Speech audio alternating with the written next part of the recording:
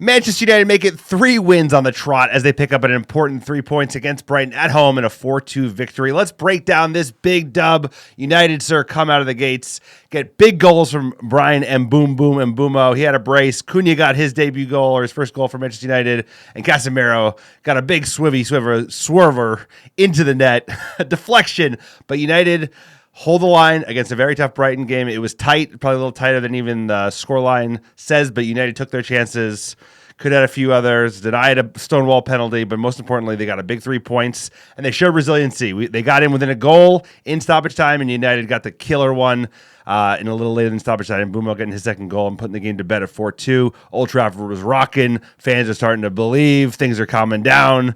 And somebody said it so well. It's like every single game week, there's some Premier League club in crisis. You want to avoid being that club. United was that club a couple weeks ago. We're not in crisis at the moment, and it feels good. How are we doing? You like it, the juice. Manchester United got the juice. The Stretford end is back, baby. The vibes are back at Manchester United. It only took 3 wins. Sunderland, Scouse Bastards away at Anfield, huge. We're waiting for that letdown. We expect the letdown. Brighton, they have our number. We haven't beat them in a long time, sir, and we do the job. And we score early. We did make it a little nervy. We did give up ground, but we hit them on the break, and Mbeumo iced them. This is a huge win for Manchester United. It's what we need to build on. I feel like the manager made adjustments. He's figuring it out. And look, we can just breathe a little easier. And we have some easy fixtures coming up, so can we turn this into a run? Can we have something more sustainable than just 3 in a row? I think so. Not quite easy games, but easier than the gauntlet we had to start the season. And the fact that we survived it, we're in 6th in the table. We're thinking about Europe next season if we can hold the line. So it's about finding the best 11. I think Amorim is sort of settling on that at Manchester United. There are some adjustments, Mount's injured, etc. But I think this is a squad that can go the distance so we can sort of chip up these wins. Playing once a week, I think it's going to add up over time. As these other teams are in Europe, they're going to get more tired. United's going to be fresher. It's going to play into our hands as the season goes on. Right. There's no easy games, but like you said, easier stretch of games, and it's amazing when you have 9 English teams playing European football, and we're one of the 11 teams that's not. It's an advantage to us because we get to play 1 game a week, and at the same time, every other team we're basically playing is going to be playing 2 games a week. So that's an advantage for Manchester United. Like you said, his team is coming together in terms of his preferred starting 11, even with Maguire and Mount really unavailable to start this match. Players slotted in. Euro had a good game. Sesko had a good game. And most importantly, I think, is the signings that they made this summer are just resounding successes. Lammens, another solid, dependable game. He conceded 2, but there's not much he could have done. Maybe he could have done a little bit more with the free kick from Danny Welbeck, but otherwise he made some solid saves. And like I said, he made the easy things look easy, and that's always not been the thing recently with the goalkeepers. So Mbeumo, signing this summer thus far, arguably one of the signs of the summer across the league. Just unbelievable production. Already has 4 goals at Manchester United, 3 in the league. Brace, he enjoys it. He makes it look easy. He's such a good player. Cunha, he's a dog. He got his goal. Sesko almost had a goal as well. It's fun. It's fun to win football games, sir. Should we get in this 11? It's fun to forget about Grimsby Town. Woo! Yeah, it's fun to forget about the Carabao Cup and chip up in the league. Big wins at home. You felt it. The fans at Old Trafford, the Old Trafford faithful, they were into it.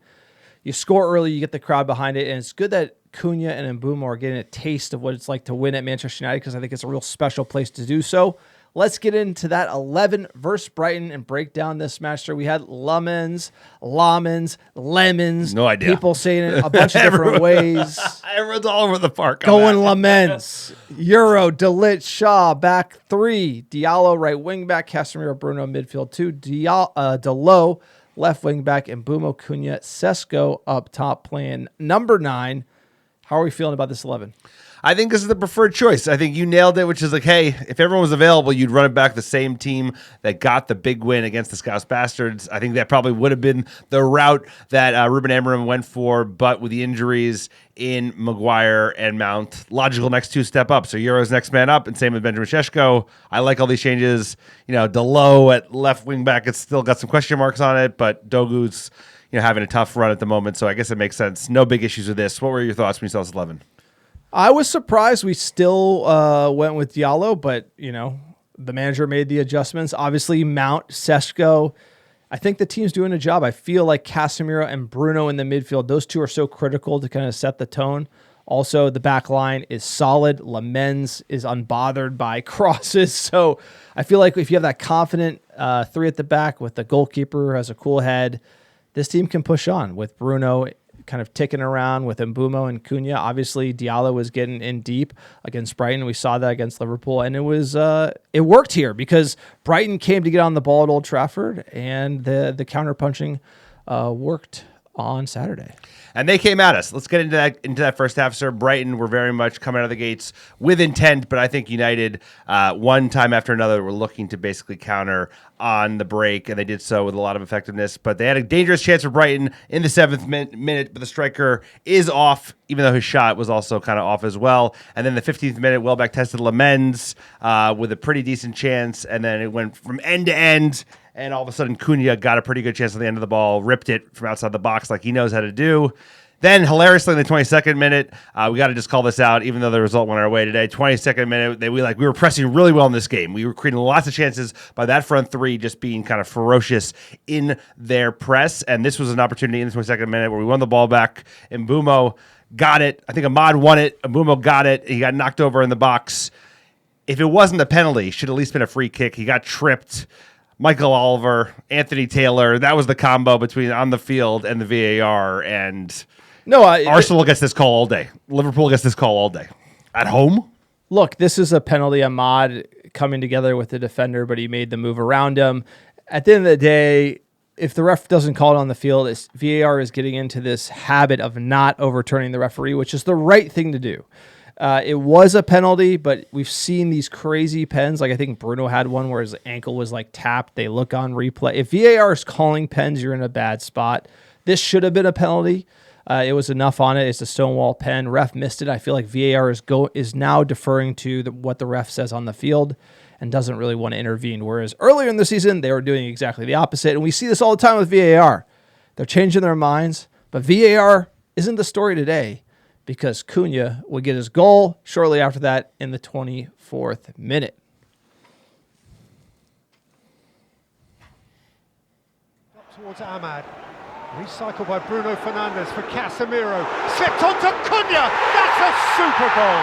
That is a beautiful, beautiful Manchester United goal. And his first in these famous colours for Matheus Cunha. What a goal from Cunha. Great pass from Casemiro. Finds him, and he just touches with the left, sets it up, finishes with the right. Unbelievable. Matheus Cunha, first of many. First of many. He scored the most goals from outside the box since the start of last season, and he finally gets his first goal for Manchester United. You knew it was coming. It was just a matter of time. What a player he is. Work rate. He's got the riz. He has kind of that X factor, our Brazilian Bruno in a way. So good for him to get off the mark. Another Brazilian, sir, had his moment, the 34th minute, These are the type of goals that when things are starting to go your way, you just go with the way of water, and these goals go in. 34th minute, we got a bit of luck, but you know what? The top sides, if you're going to get into a top side, you need some luck sometimes, and it was on our side. Casemiro. Oh, it's struck a defender and bobbled in. It's bouncing United's way all of a sudden. I love the crowd saying shoot right before he shoots it. This is why you shoot your shot, sir. Sometimes you get a deflection, goes right in. 2-0 to United. Now, could we hold on? 2-0 is a dangerous lead to have at home early for this United team.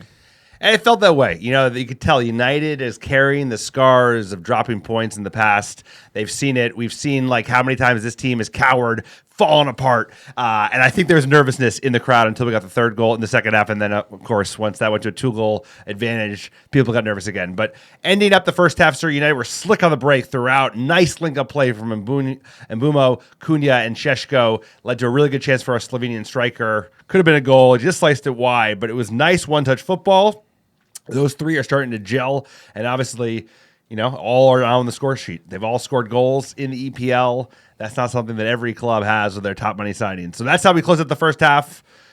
Brighton were dangerous at times. They were also a little bit sloppy on the ball. They gave it away. They kicked out of bounds a bunch. But United got, I think a deserved advantage headed into halftime.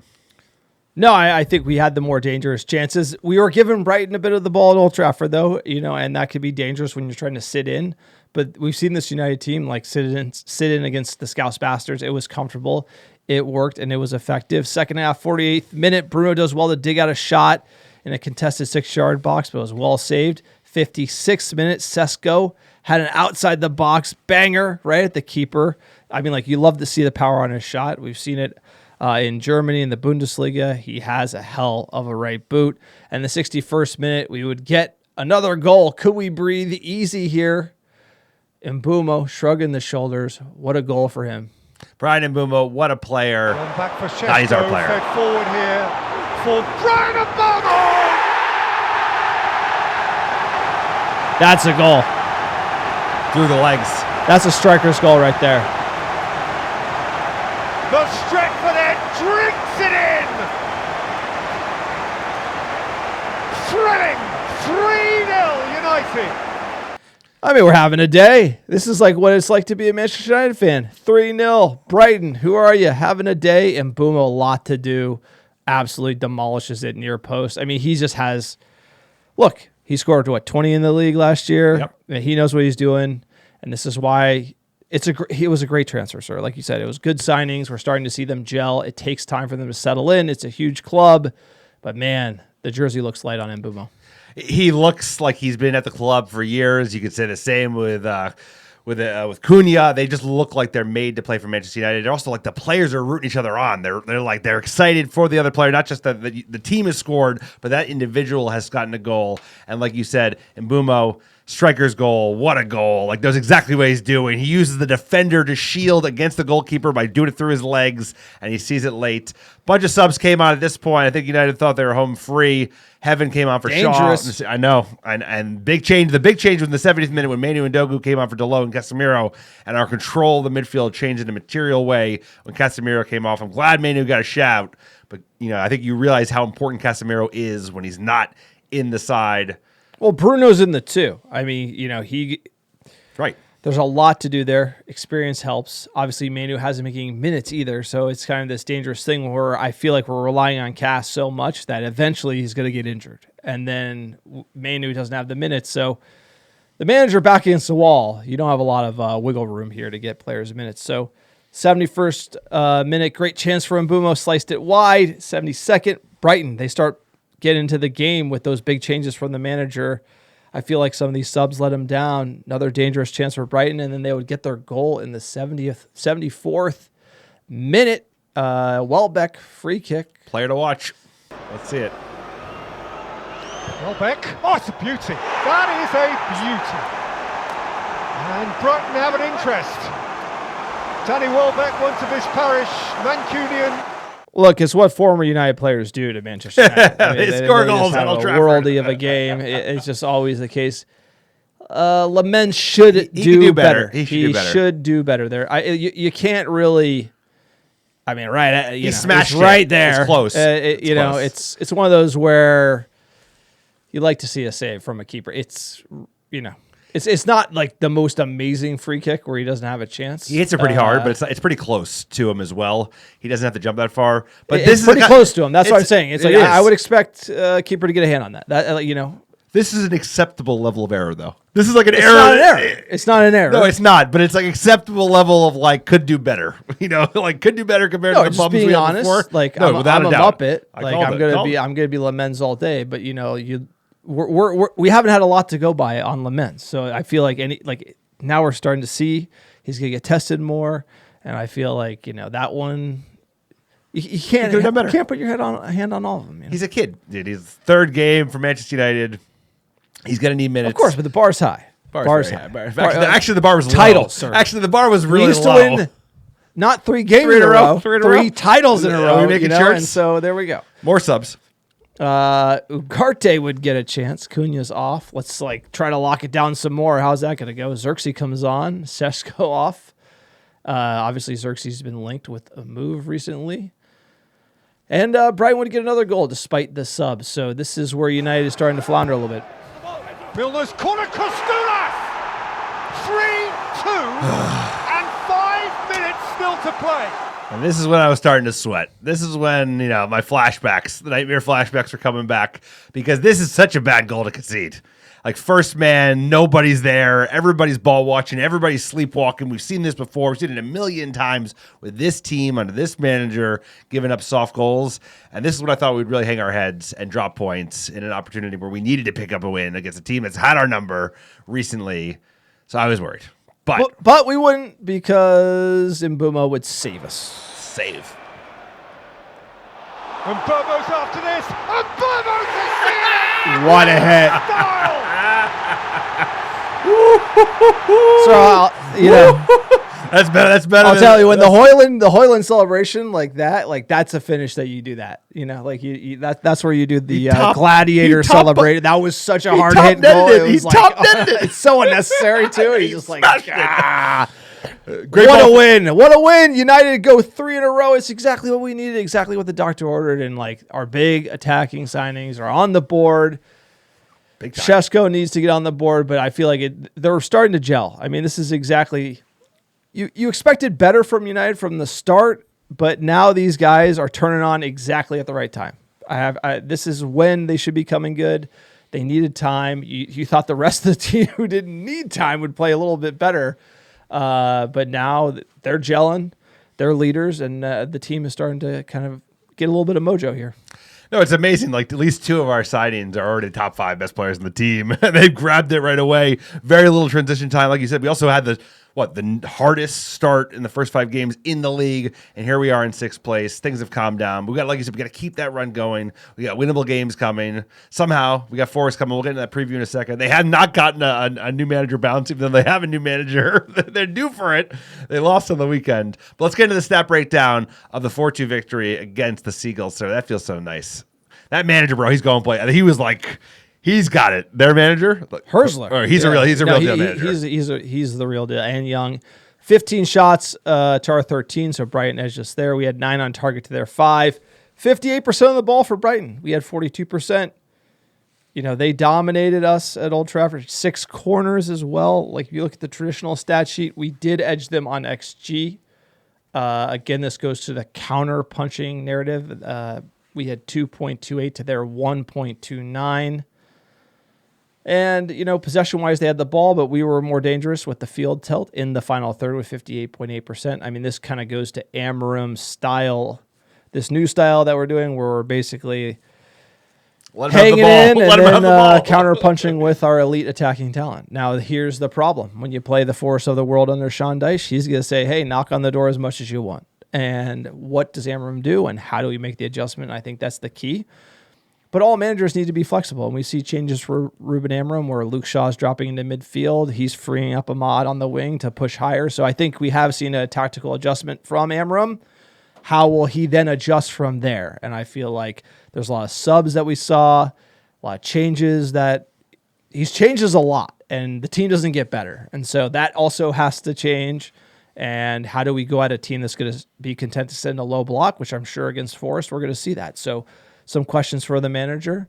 But why am I asking the questions, sir? Let's just hear from the man right after the game. What do you have to say?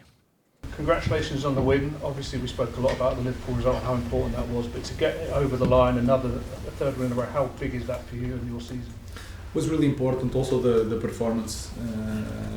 We had to play different games in different moments of the game, and I think the players understood really well what to do in every moment. We suffered a little bit in the end, but would not be Manchester United without suffering a little bit. And but I think we deserve the win against a very, very good team, a team that is really hard to press really high, but we did well. Ruben, it's obviously your best winning run, but do you think over the past few weeks we've seen the best of Manchester United under you, and is it, to your mind, they look more like your team than they ever have? Yeah, I think they are more confident. I think the best game that we did this season was against Arsenal. Was the first one. But then when you are a little bit more confident, when you have a different spirit, sometimes you have a little bit luck in certain moments of the game that help you to win games. Is that what I'm feeling now? That we are a little bit more free playing the game, and like last week we had a little bit luck because of that, because we are in the different spirit. Simon and Rob. Ruben, so Jim Ratcliffe was here. I don't know if you've spoken to him since the final whistle, but what do you feel now that your team is winning, that you can look at him and say, I'm delivering what you want? It's more for the fans. I never had that feeling of embarrassment of what I was doing or not winning games. It's more with the fans, because I felt always that the Jim believes and knows what we are doing, but to face the fans is a little bit different in this moment. But what I feel is the urgency of not losing this moment, because Look, he says it right. Arsenal's the best game we played this year. Says he's got to win for the fans. I think it's pretty simple and straightforward from Ruben Amorim. Says it wouldn't be Manchester United if we didn't sweat. Suffer. I don't love that. I don't like that comment there, because, United doesn't suffer. We win titles. That's kind of our MO. But, the Portuguese managers we've had, they like to kind of go at United, sir. So, I don't think that's a negative. I think that more of a resiliency of the club, resilience, back against the wall. I think you could take it both ways, but I think he always does his best press conferences after a victory. I'm not being sensitive. I'm just saying, I just say it nice. I don't think that was like a Mourinho dig. Like, you guys are nothing in Europe. Like, you're not a big, it wouldn't be Manchester United if we didn't suffer. Like, yeah, that's not United. That's not United. That's not. But we haven't suffered in our history. We have, sir. We suffered even through the greatness. There's been moments. I mean, we can talk about bottling games, and I'm not. That's just not where I want this to be positive going forward. Well, that's him. kind him. of like a trolley type of. He says these lines because the people, too many people listen to that. The players listen to that. It's like no. Manchester United should never be thinking that way. We were always the comeback king, stoppage time. We were the ones making the other team suffer, not vice versa, right? So that's kind of where I'm thinking. It's valid. I just let's keep it positive. Let's keep it positive. 3 points fixes everything. I think let's keep this run going. I think he does his best when he keeps it simple, doesn't overextend himself, doesn't share too much. You don't need to tell them everything. You don't need to be completely honest. You're still a manager. You have to protect the players. You have to protect yourself, and you have to protect the club. So, okay, on to the next one. Ruben Amorim, I think you nailed it. You're like, the subs that he made in this game did not improve the team. The subs we made in the Liverpool game actually went a long way. They were impactful in a positive way. So, he is learning on the job. He's about to hit his 1 year anniversary. He's a couple weeks away from that. He's still a young manager. This is a big, big step up from Lisbon and from the Portuguese league. So, he needed time. He's now, finding his feet a little bit. There's going to be dips. We're not in a title race yet, but there's something to grab onto, and it's just nice to not be like the crisis club of the moment. That is the Scouse Bastards, first club to go from winning 5 in a row to losing 4 in a row. I love that stat. The first club in history. You win the first 5 games and then lose the subsequent 4 games. That has never happened before, which is great. Yeah, I also want to say that the vibes of these 3 wins in a row, it's been almost 4 weeks, right? Because we had international break. So it's really a month of winning. And then the Scousers have had a month of losing. And so I feel that in contrast to our bitter rivals and beating them in that stretch makes us feel like these 3 wins feel like 9 or 10 wins. No, that's a good point. And so at the end of the day, we focusing on our house, it's it's not the big games we get up for.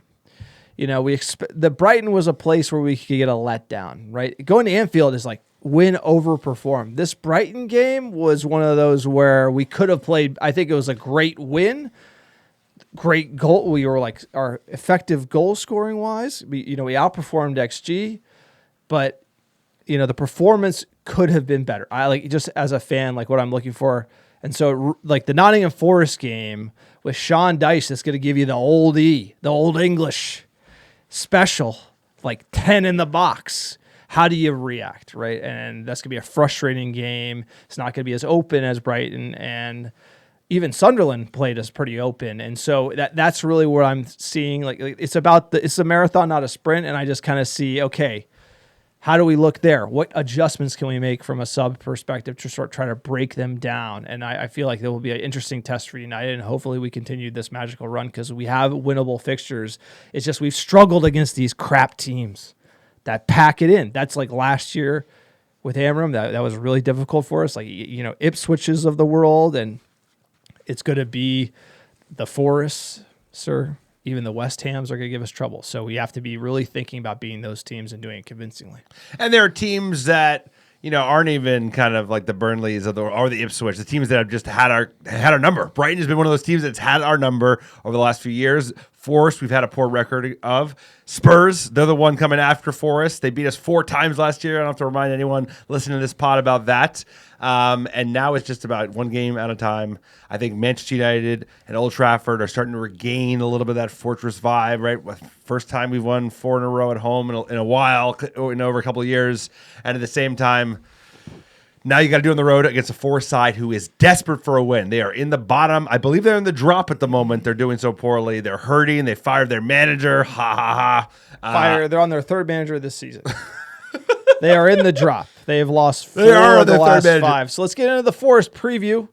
We play them Saturday, November 1st, 8 a.m. Pacific. It's going to be a hell of a match, sir. You can watch it on the USA Network if you're in the United States. Sir, give me the weather.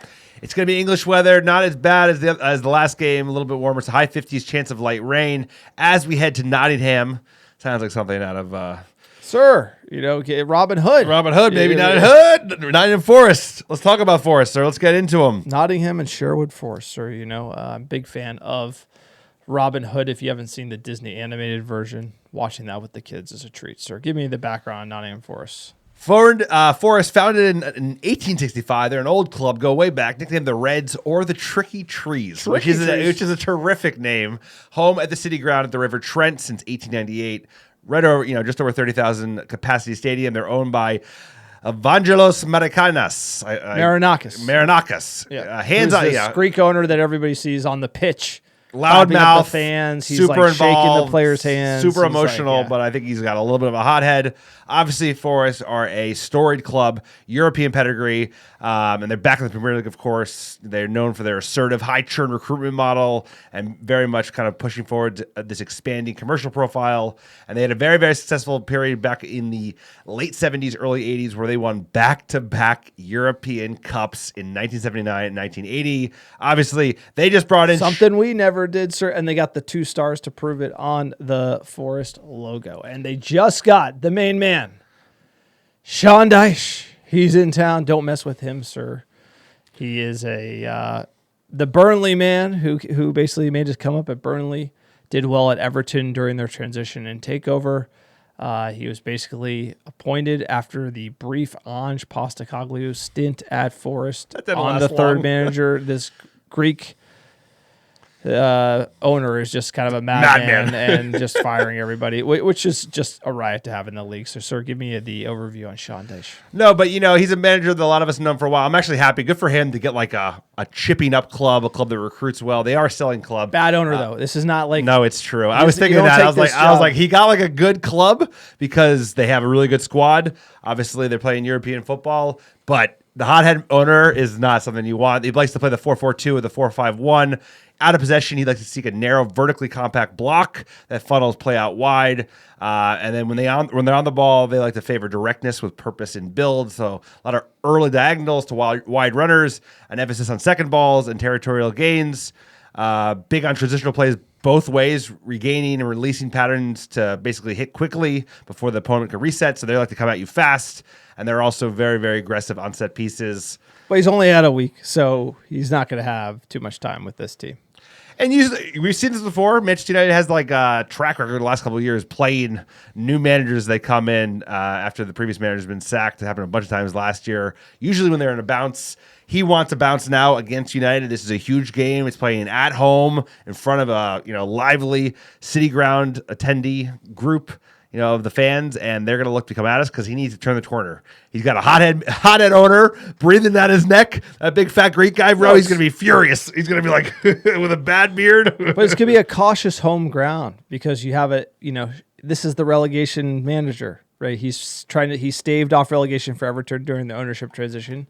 They're in the bottom, so they're kind of like trying to catch a falling knife, if you will. So the home fans are going to be cagey. We could not let Nottingham Forest get on top early because that would just give them the juice, so to speak. Lifetime versus Nottingham Forest, we won 54, drawn 24, lost 36, sir. First time we ever played them in 1892. We drew them 1-1 in the first division.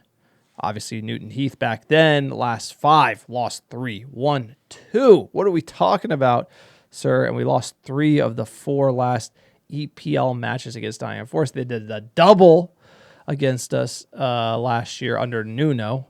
The Greek guy is crazy to fire him. Nuno's a great manager. I think he's having a little bit of trouble right now at West Ham. They look to be in trouble as well. One of the big teams is definitely going down this year. Talking about summer, they're always busy. They're known as like a very astute recruiting club. They buy youngsters and they sell them for big money. Most notably, they brought in Amari Hutchinson from Ipswich. He was a youngster that a lot of big clubs were kind of circling around. McAtee out of City is also a highly rated youngster, attacking midfielder. And lastly, John Victor, if folks are really online, big transfer news followers, he was a name that we were attached to before we went for Lammens, the goalkeeper out of Brazil. That is correct. And it was only 8 million euros to get him. Cheap. Player to watch, Elliot Anderson. This is a player that we've heard a lot about, a 22-year-old English midfielder. He's an 8, someone that, is being kind of touted as, someone to throw in the mix as it relates to Manchester United. Balaba. Someone to solve our central. Yeah, apparently. Who is this young English guy who's playing well? Talk about recent records, sir. It's not great. Tell us about how they've been playing. They have, I think, 4 straight losses in the EPL. Is that right? Do my eyes read me? Correct? 4 straight losses in the EPL, but they did beat Porto. But they lost to Sunderland, Newcastle, Chelsea, and Bournemouth. Those are hard teams. Horrible teams. This is one of those spots. Trap game. That if you watch... Trap game. If you know ball, you know that United's got 3 on the trot, and the bluffers at United think that we're... their heads are like... We're in a title race. High because we won 3 games. Like that, unfortunately... They got the shirts already made. They're wearing them. The Lowe's wearing that shirt. I'm not trying to look down on this team, but you know it. Like 3 games for this crew is like their heads are here in the clouds because also the jump you get at United for like just because it's been so bad. I know. And then this Forest team just is desperate. They're going to take you to deep water, sir. They're going to play 10. They're going to pack it in and counter. They're going to play us game. They're going to play our game. How did we look getting countered? By the way, not good. Not good. How did the high line look? Haven't seen it in a while. That's why we're winning, because we're counter punching these teams that are coming at us, and Sean Dyche is smart and not going to do that. And this is going to be a very hard game for Manchester United. And how does Amorim adjust? And the thing is, Sean Dyche should not be able to, in the short time frame that he's been appointed, be able to out tactic the man on our touchline with the resources and the players that we got and the options we have. So at the end of the day, we have to see what Amorim has. This is going to be a tough test. I know feels like an easy spot, but this is going to be tough for Manchester United. Mark my words. No, I mean, don't look at their league position. This is a good team. We know how good they are. And they're looking for a bit of form. They're looking to play themselves into form, so they need a big result. Excuse me. Just looking at this 11, it's better than... Dude, I'm more worried about this 11 than I am worried about the Scouse Bastards when we play them. With Marshmallow and that. Milinkovic is a beast. We should have signed him. Murillo is good. He's mean as shit. Their defense is really good. I remember this last year. They play super compact, and then when they get the ball, they counter in a flash with Hudson-Odoi and Gibbs-White, which, by the way, sounds like us these days. So this is going to be a really, really hard game. And the problem is that everything now in media is so like, you're terrible, you're the best. All week they're going to be like, their ass kissed. Manchester United is going to be told how great they are all week because all of a sudden. This is like that's the whole thing. It's like there's levels to this. Look at the Scouse Bastards. You couldn't have had it. They were the hot shit a month ago. They were like, oh, they're going to win. They were getting away with them. Oh, they were. Of those games. They got away with them last year too. To be fair. It's not easy. Any given EPL game is not easy. United's 11. We came in to Brighton. Lammens, Euro, De Ligt, Shaw, Diallo, Casemiro, Bruno, Delo, Mbeumo, Cunha, Sesko. You got to run it back. You got to keep running it back. That's my view. You got to just run this back, sir. What do you got? Yeah, I think the only change you might make is if you have Maguire, you might put him back just for the size of defending and set pieces because they got some big boys. They got some big boys that are really good in the air. Put De Ligt in. You keep the lid in and push drop Euro? Yeah, probably. I think you want Sesko, even if Mount was available. I love Mount. I love what he offers. But I think you want that target man because I think you're going to be like... you bring on Sesko, I think. Bring on Sesko? Yeah, I think you bring on I think you need that size, bro. I think you need someone to aim for in that 6-yard box. He's due for a headed like Dunkaroo. I feel like when Mount plays, it gives Mbeumo and Cunha the freedom to get up, and he kind of just drops in that 10 spot. They press so well. I just feel like it just works right now, and it just gives more solidarity to the midfield because he plays thinking like that 10 role, and I feel like he kind of snips the danger a little bit and the work rate. So losing Mason Mount is a big issue for Manchester United, but Sesko did look good. Let's get into the bookies. What are the odds, sir? Forest are the underdogs, plus 240 at home, plus 270 for the draw, and plus 105 for Manchester United, the greatest club in the world. That's more like it, sir. Favorites. Let's get. What do the fans think? What do MUFC predict? Fans are calling a victory for Manchester United, 0.7 for Forest, 2.0 for United.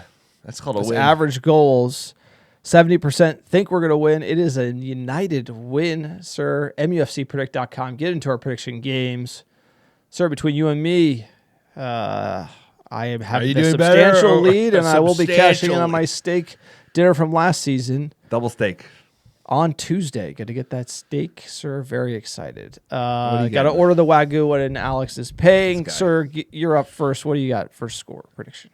Trap game, 1-1. I think we drop points. But I feel like, people are going to be upset, but it's not the end of the world because they're a tough side. What do you got?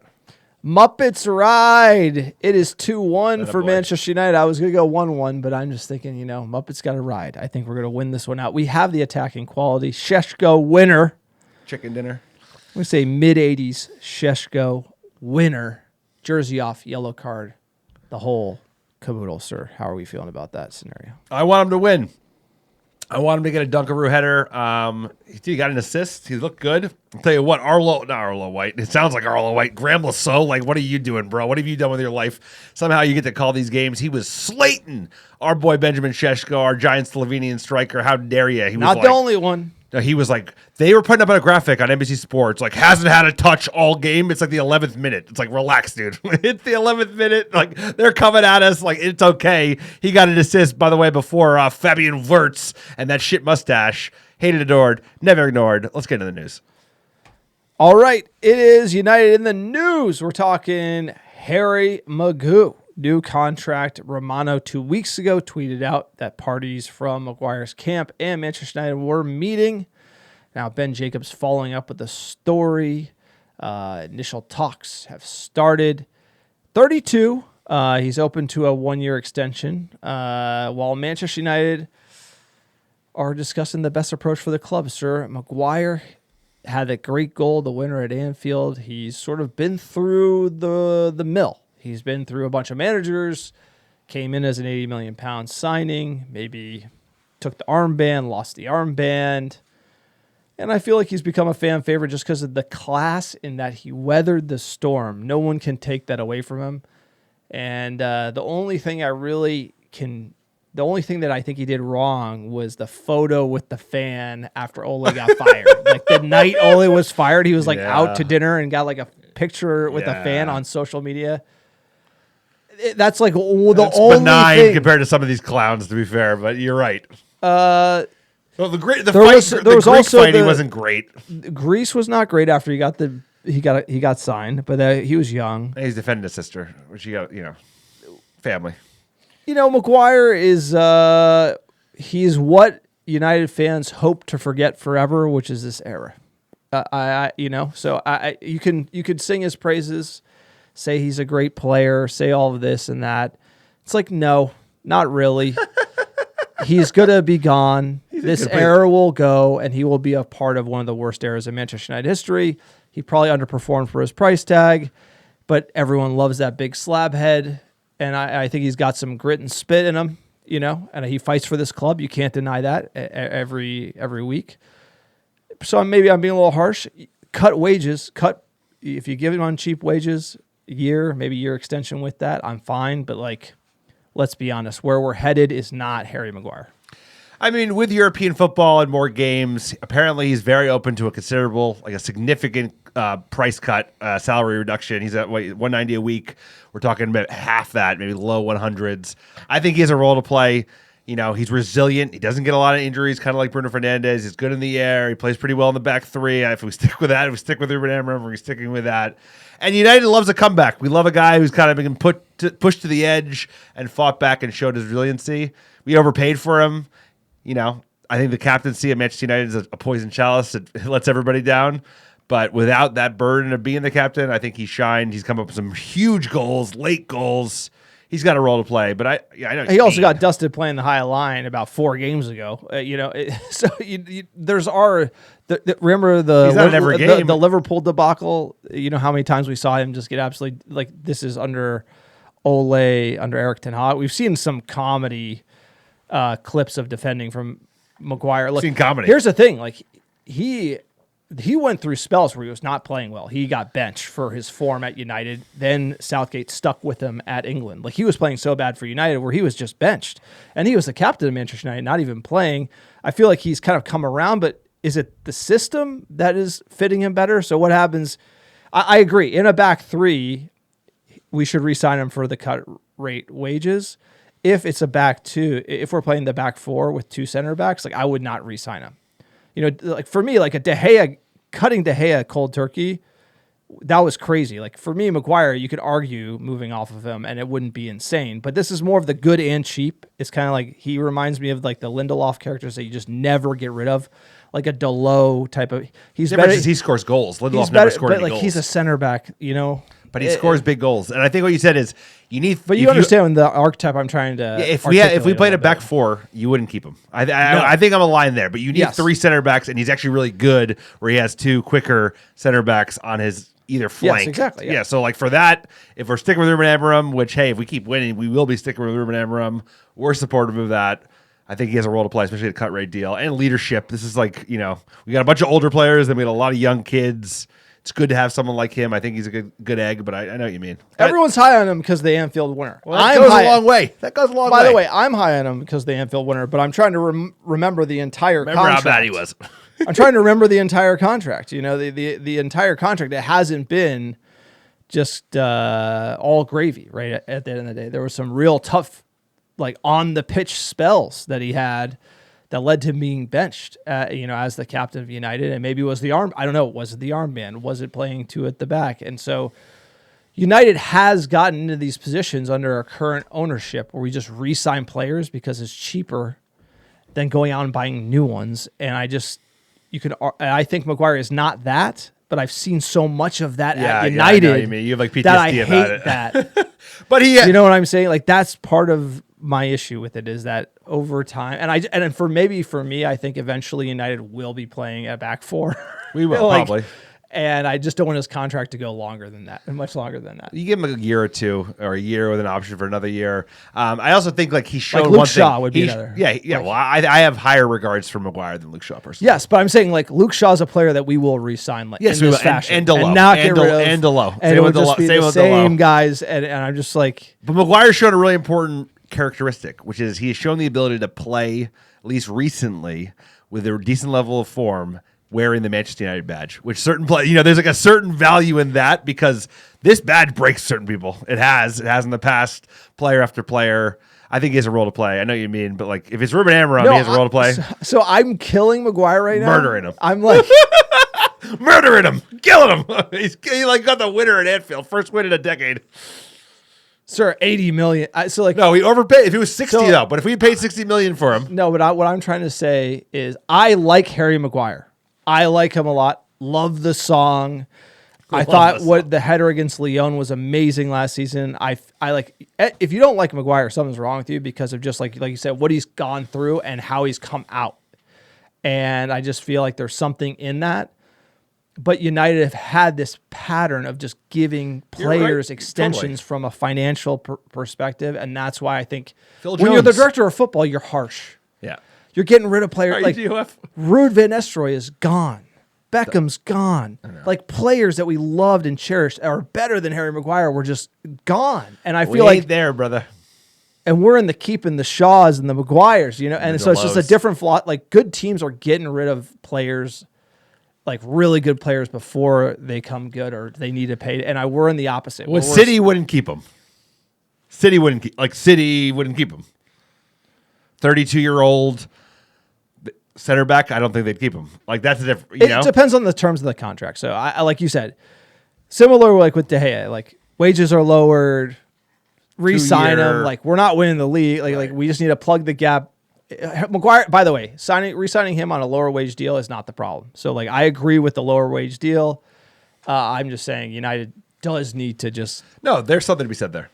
We do need to just get certain players. Cut the cord, bro. Like Eventually, Bruno is one of those players. Yeah. Like we just got to get the next guys in. Like we need to get going. He's not a Delo. He's not a Shaw, but I know what you mean. No, I think it's the legacy of the past. Is like we want this era over. The Brian Mbeumo, Cunha, Sesko era has begun. Fresh air. The Delo, fresh air. Shaw, Lindelof, Maguire era. That should come to a close. So sorry, Harry Maguire. I actually really rate him as a We gotta player. keep Like a Maguire 5 jersey Vintage. is a good jersey. Vintage. And that's kind of so I do think highly. I just cooked him from my director of football lens there. So let's get the next bit of news here. Worst take of the week. The worst take of the week belongs to Gary Neville. Says a lot. He's a pundit, controversial figure. Have you won the treble like Phil and Gary Neville, sir? I don't mind him. He chats shit. He does chat shit. This one, I like how he's just a Man United Muppet, but he does very polarizing. He stirs the pot. He likes to stir the pot with United. He says, quote, Sesko just doesn't look like he's combining well with Cunha and Mbeumo, and he's just stood up there. That's what he said after the performance. And, from Amon Dev, he says, are we watching the same game? I have to ask the same question because I saw a bunch of good link-up play from Sesko. I think you have to give him, if Cunha and Mbeumo coming from the same league are just getting started, Sesko is behind the curve from their perspective. He's going to need like a lot more time. He's going to need like 10 more games. But if you're looking at the raw talent, it's undeniable that he has like the hops, the speed, even the hold-up play, the touch, headers on. He's a dynamic headers on attacking really good player. And like the thing is, you look at Yorkeresh playing in like cargo jeans over there at Arsenal. I mean, like he's playing in jeans. That's just undersized, skinny jeans. You got sold a bag of goods. God. That's called getting that. He's 20. He's almost 29 too. He looks cooked. Sesko is a player, and like Neville, like no, he likes to do this. You like gotta be pot. like, I get this. The money is probably what he's going after here. Like, hey, he's not, but like, he hasn't had the minutes. He was benched. He scored more goals than Isak has this season. And Cunha have like played much more than he has already. He's kind of being shoehorned in there. He's going to need time. So I feel like Neville's comment, extraordinarily harsh. He played better than what you guys get along. He's playing better than what he said here. So this is definitely the worst take for me and also he's a youngster coming into a new league and he's going to figure it out. I just feel like this is missing a lot of context and it's not nice. And he had an assist in this game. A nice little assist, nice little pass to Brian Mbeumo that got. That's huge. Yeah, he's had 2 goals. It's like he's like blank. He's got goals. Should have had that one on target. That one opportunity has to be on target. Because that was a nice play. That was nice football between Manchester United. Nice link-up play. Right. And it was like on. He should do better in that position. But he's shown so much. I love you. His headers on are very good. He like fights for him. His hold-up play is good. He's got a cannon. He's a player for the future. He's an obvious upgrade of Højlund. Is even a player that I thought we should have kept on to, but you could see. Mark my words, massive he's a player. No, he is a we player. We are in agreement. He will be a 20-goal Premier League striker within a couple of years. I think that. Yeah, it's probably like 7 2 this years. year, 6 or 7 next year, probably like mid-teens, low teens, and then he could be like 22, 23, 20. You know, this team will get better too. He's a kid. Also, he's hungry. Who's playing him in? That's why the Mount role. That's the one thing about like this isn't FIFA. You can't just put Sesko, Cunha, and Mbeumo up there. You know what I'm saying? Like Mbeumo's not a winger that's like passing it into Sesko, and so he's kind of having to be forced to this Mount like link up role, which is not exactly. So he's a target man, and we're not playing like that, and so it's going to take some time for this attack to gel and just figure it out. Look, I'm just. Mbeumo probably signing of the summer in the Premier League, arguably in my the opinion. league. And Sesko will come good. So Gary Neville, Gonna have to disagree with you on this one, sir. But our next segment coming up here, we got a big interview. We had DaddyMopa. Follow him on Instagram and YouTube if you do not know him. He's got some great United takes, some funny banter. Sir, you had a great interview with him. Let's jump into this. We'll catch you on the other side. This is just a preview. You can check out the full interview on our YouTube page, America Devils on YouTube. Search it up. Let's get into the interview. We are on with the legendary DaddyMopa. It is great to have you, sir. Welcome to the American Red Devils. How are things going on your neck of the woods? You're in London. How is everything? Things are great. So sweet after that Anfield victory. It's dark and gray, but, we're used to this kind of weather. Indeed. It's been dark and gray at Manchester United recently, more than even today. Where is your head out around this team at the moment? We were talking about Amorim might be on the chopping block. He still might be. And then all of a sudden we get that huge win at Anfield. So, where's your head at? It's 50-50. So pre-Anfield, dark and gloomy. I mean pre the last two wins, right? It's been dark and gloomy. I've been like, should I be Amorim out or in? That's where I've actually been, because it's gotten to a point where the results were the same, the performance was the same, and we're like, something has to change. And suddenly, these last two victories has just kind of, confused me a bit. The Anfield win has put me I'm in cloud nine right now. I'm just like over the moon. And the back-to-back victories, the first time in a long time. 2 years, I think, first time for him. So right now, I'm 50-50, and I need to see what happens with Brighton. This is great. We're over the moon, don't get me wrong. But we need to see if this is just a one-off or is it going to continue, We've had our hearts broken before, even with this manager coming off a high. What were your thoughts after last year, right after the final, the disappointing, obviously his tenure, right? He didn't get back-to-back wins until last weekend. What were your thinkings in general heading into the summer, and just whether we should stick or twist with Ruben Amorim? Well, it was pretty, you had to remind me of that dark and gloomy. I gave a few weeks off football. I didn't want to look at anything, but I knew we had to stick with him, because if we were going to sack him, we should have done it way before the final. So everybody was agreeing he's staying. So it was all guns blazing on transfers. We need to invest, and we need to clear out. Cleared out about 5 or 6. I was like, great. So the transfer window was great. I think he focused a bit too much on the offense, because we needed a bit in the middle. Not a bit, a lot. So I would probably say I was 80% happy with the transfer window, but midfield, Baleba coming would have been great, or someone else in the midfield to play with, I don't know, Mainu or Garte or something, and free up Bruno to be positioned elsewhere. So I was really happy with that. I was over the moon with the transfer window. I was excited with him getting a preseason, and I was ready to rock and roll. So end of last season, I was just like, reset, rip everything apart, let's go again. That's how I honestly felt. And let's talk about those transfers. You talked about going heavy on the offense, absolutely, in the number of attackers they bought. They bought 3. Your pick of the litter, who's your favorite of them? And then are there any players that you think we should have prioritized beyond the kind of the 4 real senior recruits that we brought in over the summer? I think my favorite is Mbeumo. Now, it's kind of hard to decide between Cunha and Mbeumo, but I think Mbeumo, because he's more all round than Cunha in terms of consistency of performance. We know he's going to run. We know he's going to create chances. We know we're going to get a similar level of performance every game. We know he's going to defend. Whereas Cunha is more like I don't know, your game winner or game changer, but he could have a game where he's nowhere to be seen. As if you ever watched him in Wolves, he could disappear one game and you don't see him. Whereas Mbeumo, you always get the same. So I really loved Mbeumo, and I would probably say then Cunha is the second favorite. But my next favorite is the goalkeeper. Buying a goalkeeper, and watching him every time he jumped out to punch the ball, I was just like, yes, that's what we need. Seeing him push people and just be aggressive, I was just like, and not be bullied. And I was just like, we're no longer thinking about that. We're no longer talking about, oh, he's made a mistake or what's going to happen with a keeper on corners or set pieces. So I'll probably say those are my top 3 transfers: the 2 offensive and the goalkeeper.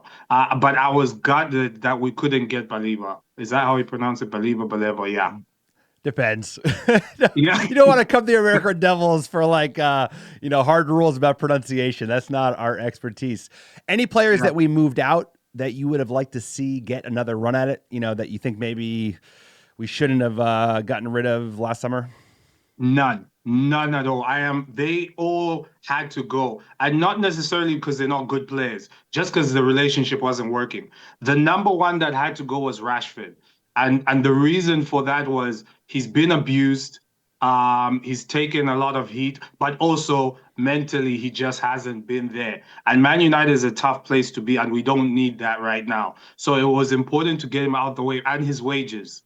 And then I would say Sancho as well. That was just a complete car crash and disaster. So I think Anthony, him, who else left? Højlund. I was a bit sad for Højlund because I don't think it's his fault. I think it was the service and the team. So that one I'm a bit 50-50 on let it go, but I'm not unhappy with Sesko either.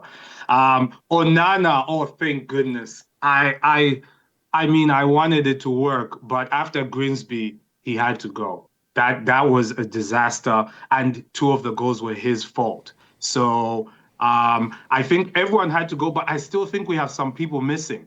I think there's still some people that need to go. For me, Shaw is one of them. He's been great for us, but he always gets injured.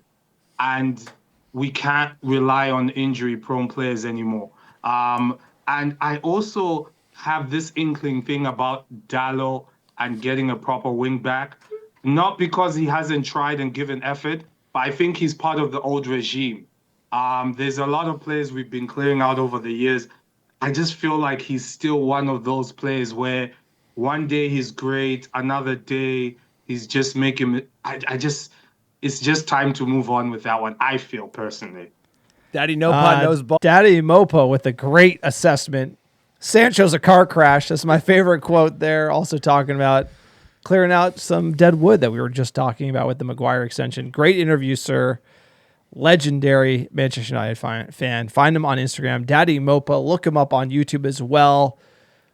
Proper Manchester United fan, sir.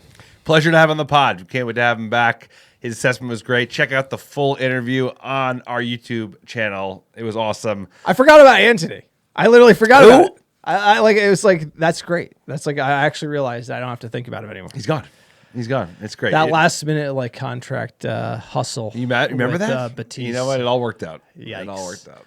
All right. Jumping in some fan questions here. Let's take a look at your tweets. You want to get some fan questions in the podcast at USA Red Devils on Twitter. We tweet out fan questions segment after every single match. Positivity is back on the menu at U Bosun. Weekends are feeling different suddenly. Cunha and Mbeumo have been a breath of fresh air.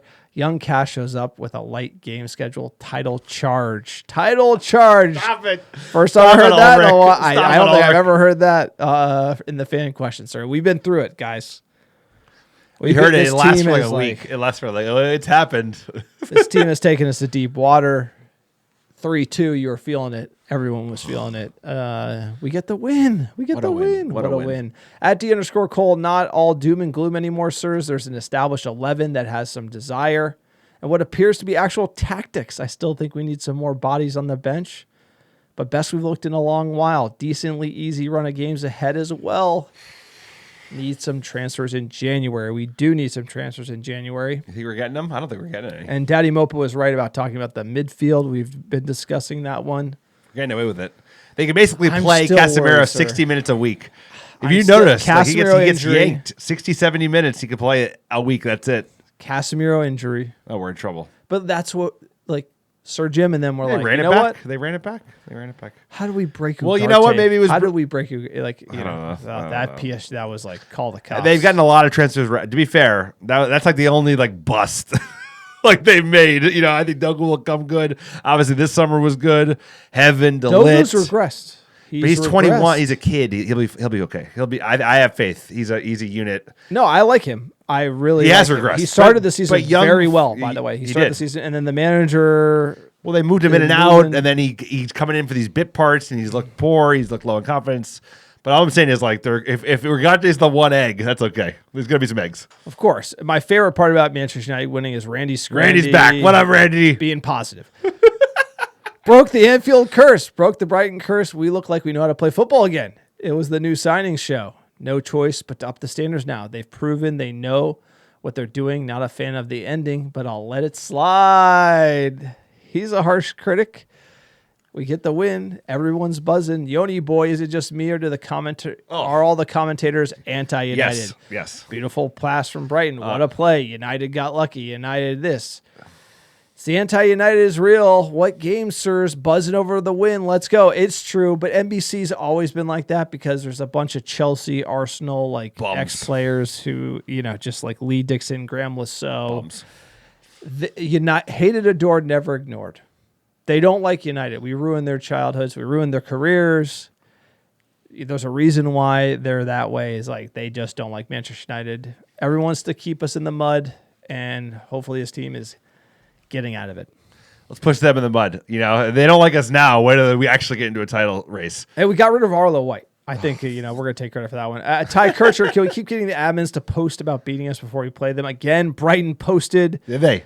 in a cheeky fashion the official account about beating United, and then we end up beating them. So, like, 2 for 2.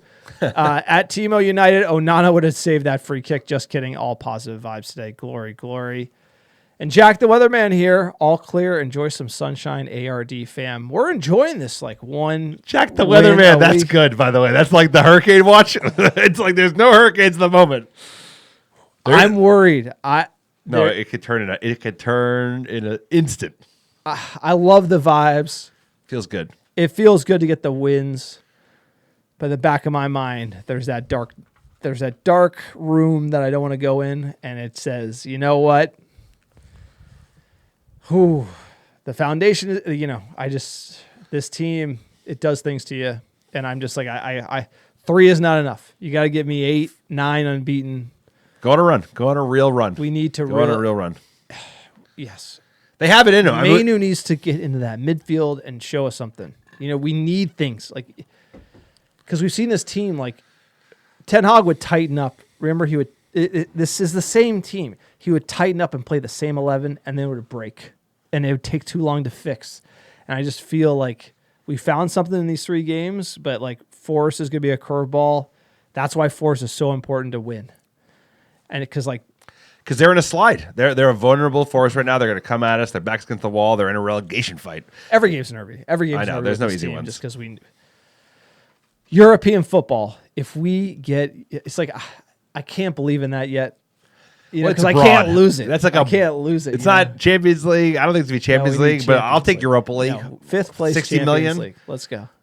5th place. I mean, it's all possible. The league is so competitive. No one's going to run. Arsenal have a nice little advantage, but that ain't worth nothing. That's like building a house on sand. Arsenal in a league, like a point gap. Could be better than despair. Yes. Arsenal with the lead. Arsenal with the lead. Oh. They're gonna blow that. I think City's the team. 115 could drop. 115 is gonna drop. It's gonna drop this They're season. actively it's gonna drop this cheating. season. Look, that's it. That's the podcast where we get a 115 rant. It's a win, Manchester United. It's all coming up roses this season. Let's beat Nottingham Forest. Support the podcast. Check out our website, AmericanDevils.com. We have a great free newsletter in your inbox every week, AmericanDevils.com/newsletter. Sign up. It's free. Get the top Manchester United news in your email inbox. Also, check out our store, AmericanDevils.store. We have a Patreon page. Go the extra mile. Support us on Patreon. Patreon.com/AmericanDevils. AmericanDevils.store is also a link in the description below. If you're listening to iTunes or Spotify, give over to YouTube. Get the full DaddyMopa interview. Alex going into everything Manchester United there. So give us our top 10 downloads last 7 days. Number 1, how you doing? How you doing? Los Angeles, California, Dublin, Ireland, Chicago, Illinois, Oslo, Norway, Dallas, Texas, New York, Brooklyn, New York, Washington, D.C., Charlotte, North Carolina, and last but not least, Sydney, Australia. Appreciate all the American Devils listening week in, week out. We are playing the Ruben Amorim song as long as they keep winning. That's the new rule. If they keep winning, we're going to keep playing Ruben Amorim on the way out. We will see you all next time. Don't forget to like and subscribe. Check out our Patreon. Lots of benefits. Appreciate all of you. Have a great week. Not quite the glory days. On our way. But it's 3 in a row. 3 in a row.